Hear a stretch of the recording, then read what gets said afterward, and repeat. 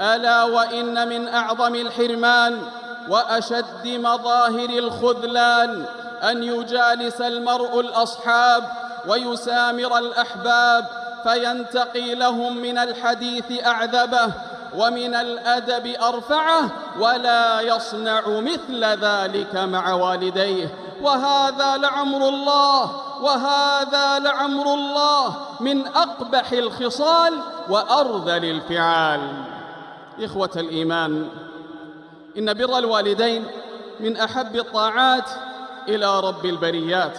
فعن عبد الله بن مسعود رضي الله عنه قال: سألت رسول الله صلى الله عليه وسلم: أي العمل أحب إلى الله تعالى؟